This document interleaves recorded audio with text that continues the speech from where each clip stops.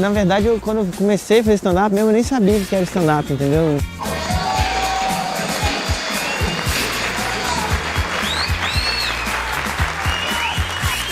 Engraçado porque eu apostava muito no Clube da Comédia desde o começo. O espectador gostava de stand-up, aí eu fui tentar fazer um stand-up que agradasse um espectador como eu.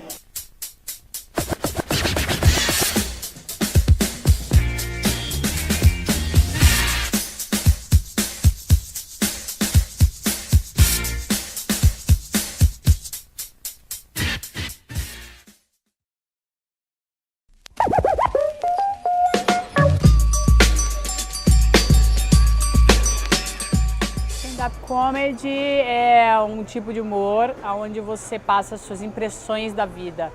As pessoas acham que é só uma moda, um jeito, um tipo, um nome para uma coisa que já existia. Mas comédia stand-up é uma linguagem como são um monte de outros. Você bota uma lente de aumento nas coisas da vida, do cotidiano, distorce isso e tenta mostrar aquilo que está todo mundo vendo, que está na cara da pessoa e que ela nunca se tocou. E é quando o humorista sobe no palco e resolve falar sobre as coisas que ele pensa e acredita, que a plateia provavelmente já acreditou, já pensou. Hoje em dia, você não tem que ir atrás da putaria. A putaria vem até você pelo WhatsApp, né? Você não precisa, ela vem, você não pode, não precisa querer. Ela vem, ela bate na sua cara, sabe? Você não quer, mas ela vem. Os textos sempre são autorais, da própria pessoa que está ali fazendo. É muito mais grave no stand-up você roubar a piada de terceiros do que a mulher do próximo. Mas que hoje não cabe mais lá. E eu ficava a tarde inteira, voltava do colégio, eu ficava no quarto dela, debaixo da cama da minha mãe lá, revista em cima do colchão, eu ficava sentado, as perninhas para baixo e o negócio... Era a minha vida, era o máximo. Cara, eu sempre gostei de fazer humor, sempre gostei disso, desde criança, adorava ser a engraçada da família. Eu comecei fazendo stand-up, cara, arriscando. Eu fiz um vídeo, mandei pro Rafinha Bastos na época e depois a gente começou lá em Belém, fazendo stand-up em bar, assim, até o negócio funcionar. É botar a cara e fazer mesmo. E na verdade, quando eu comecei a fazer stand-up mesmo, eu nem sabia o que era stand-up, entendeu? Eu nunca tinha visto. Eu vi, sei lá, um vídeo do Rafinha, o Oscar Filho. Tipo, eu não tinha muita referência, mas eu tinha uma noção já, porque eu já fazia teatro. Já escrevi algumas coisas e tal. Tem coisa que não se fala, não combina. Igual encontrar um nazista na rua e falar axé, meu negro. Não rola, entendeu? Quando entrei no CQC, eu tive acesso a um mundo de informação, de humor. E aí os meninos do CQC, na época o Oscar, o Danilo especialmente, me falaram, vai fazer show de humor, é muito legal, você vai se amarrar. No stand-up, eu fui fazer stand-up porque eu, como espectador, gostava de stand-up. Aí eu fui tentar fazer um stand-up que agradasse um espectador como eu. Fui assistir a Terça Insana. Eu era atriz já, tinha me formado na escola de teatro, queria fazer teatro e tal. E fui assistir a Terça Insana e pirei, achei demais, né? A Terça Insana. E gostava de escrever. Eu falei, olha, eu vou... E a Terça Insana aceitava convidados, eu pedi para fazer a Terça Insana. Pedi para Grace, que é a dona da Terça Insana, para fazer como convidada e testar os meus textos lá. Vim aqui só falar com a dona Grace pra ver se arranja uma colocação com a minha filha, que a garota tá doida pra ser artista. Ela faz um humor, menina, lá em casa, quero botar ela aqui no Terça Insana. Logo em seguida, eu montei um show de personagem, porque a Terça Insana já era um elenco fechado. E eu queria muito fazer aquilo, então eu queria fazer mais, não só uma vez por mês, porque ela era convidada. Aí encontrei o Rafinha num teste de comercial, nessa época, os dois meio atores, assim, fazendo um teste para Telefônica na época. E eu falei, ó, eu tô estudando stand-up, tinha comprado um livro de stand-up e tal. E ele falou, ah, que legal, que bacana, também gosto, já vi nos Estados Unidos, ele tinha morado muito tempo nos Estados Unidos. Eu falei, meu, vamos fazer. E aí eu sabia que o Marcelo Mansfield também gostava, porque o estilo dele na Terça Insana já era meio stand-up. Era um personagem, mas o texto era muito de stand-up, tinha piada curta o tempo inteiro no texto. Para esse negócio! Puta, eu já tô puto, bicho! Acordo 7 horas da manhã, batendo na porta, quando eu vi seu Túlio do 16. Tá vazando água no meu banheiro. Eu falei, porra, eu estou dormindo, caralho, não tem nada a ver com essa porra. E eu chamei o Mansfield, que também era amigo dele. E a gente montou um show, que foi um fracasso, foi uma merda o show. Aí, como a gente gostou muito de fazer, a gente falou, não, vamos fazer um troço legal de verdade, vamos chamar mais gente que gosta e montar uma coisa bacana, um show bacana num lugar que preste. Aí a gente montou o Clube da Comédia. Elas vão lá na agendinha delas, procuram a letra O, procuram ali o meu nome, Oscar, meu nome, o meu número de telefone, ligam pro meu número de telefone e me perguntam, alô, quem tá falando?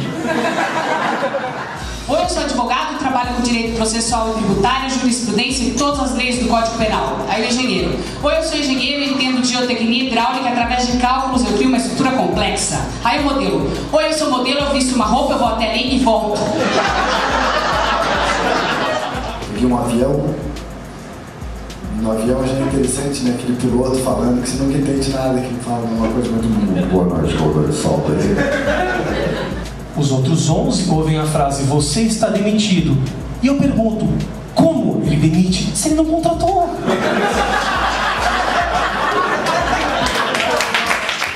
A gente fala que existe desde os 70, e existia desde 60, na Inglaterra, e 50, mas deve ter existido muita coisa parecida muitos tempos atrás, porque para trocar de cenário, eu imagino que o Shakespeare não deixava tocando uma música. Devia ter que fazer alguma coisa, né?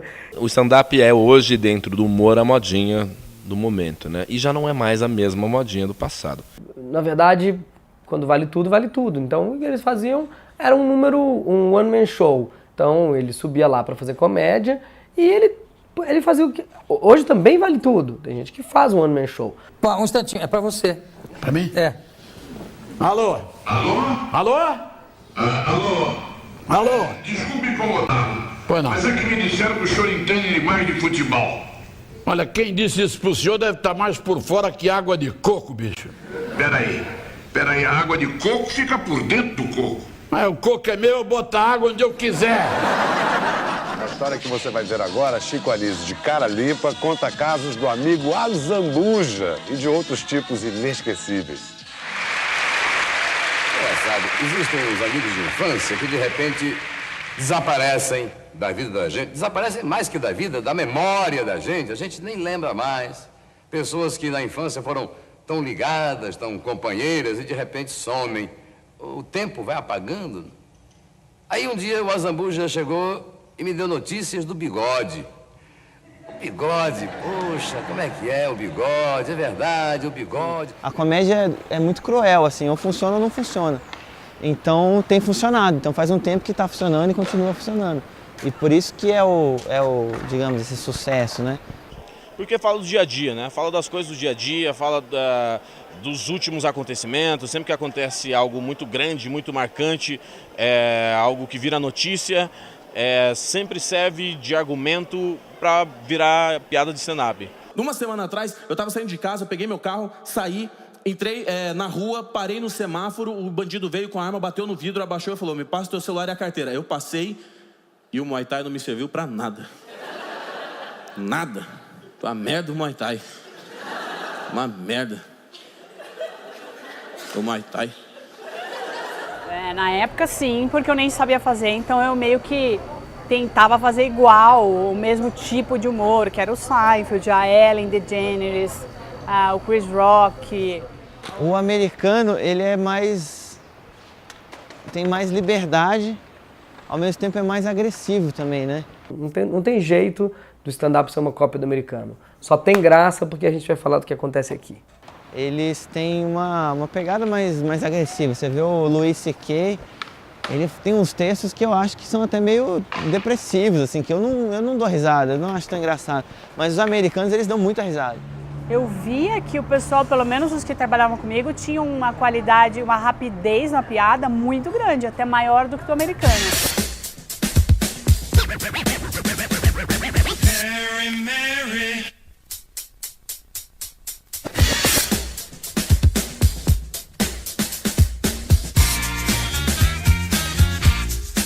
Na sua opinião, vale tudo na comédia ou ela tem algum limite? Não, tem algum limite, mas vale bastante coisa. Eu acho que existe um limite, não é censura nem, mas eu acho que tem um limite entre A minha liberdade acaba, aquela frase clichê, sabe? A minha liberdade acaba onde começa a sua acaba onde começa a minha. Nenhum. O limite é falta de humor mesmo. Você não deixar de ser engraçado. Fazer uma piada só para ofender e não ser engraçado. Aí eu acho chato. Existe um limite, exatamente, que é o limite do respeito. Eu acho que às vezes o humorista pesa por um lado que não soma nada para as pessoas que estão ouvindo.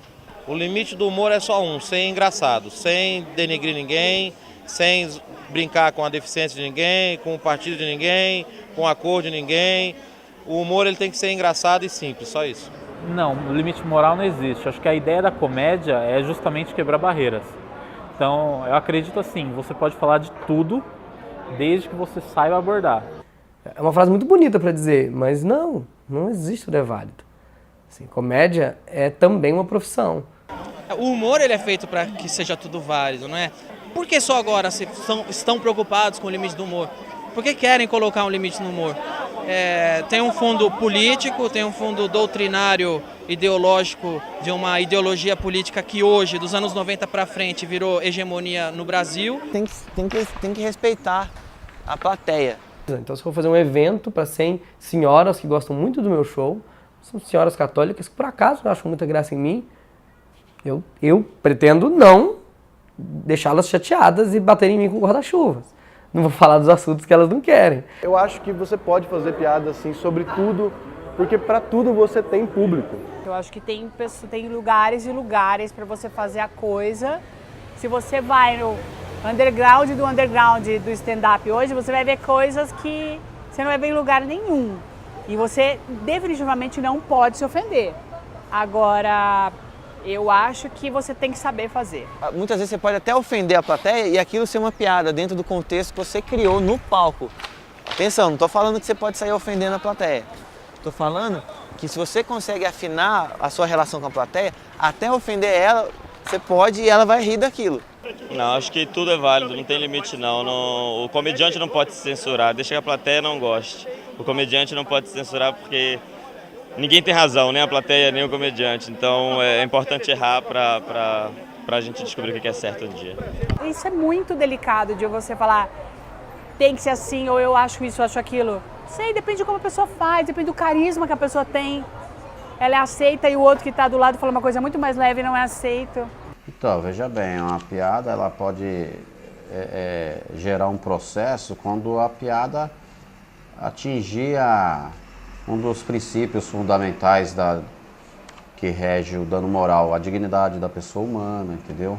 Você pode falar de negro, você pode falar de judeu, você pode falar do que for, mas desde que você fale com inteligência. Você não pode menosprezar. Você falando, eu acho que o maior preconceito é você deixar de falar como se não existisse. Da mesma forma que a Constituição te garante uma indenização pelo dano moral sofrido, a Constituição te garante também o princípio do contraditório e da ampla defesa. Preparei algumas, até testei no show um dia antes, perguntei pra plateia, vocês acham que essa pode? Eles, não. Eu falei, bom, então essa não. Teve uma que eles deixaram. A plateia falou, faz, mas eu não fiz. Não existe limite para o humor. Não existe. Ponto, só isso.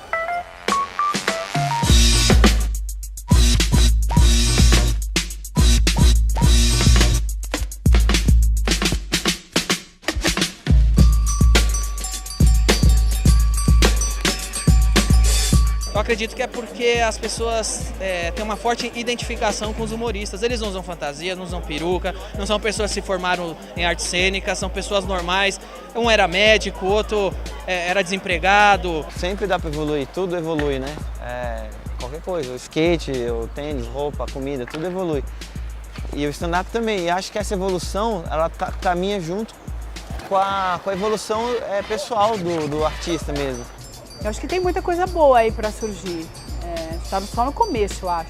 E a pessoa que faz o humor, ele tem que encarar a realidade e saber que está passando alegria para as pessoas. Vamos fazer humor para rir. O sorriso, ele, como é que fala? Ele alimenta a alma e satisfaz o coração para você sorrindo. É tão bonito. Então, para começar, você fala pra gente como você entrou no stand-up? No bar que eu comecei, tinha uma porta e foi por ali que eu entrei. Desculpa, tô vendo o telefone. Alô? Ok. Então... Tá bom.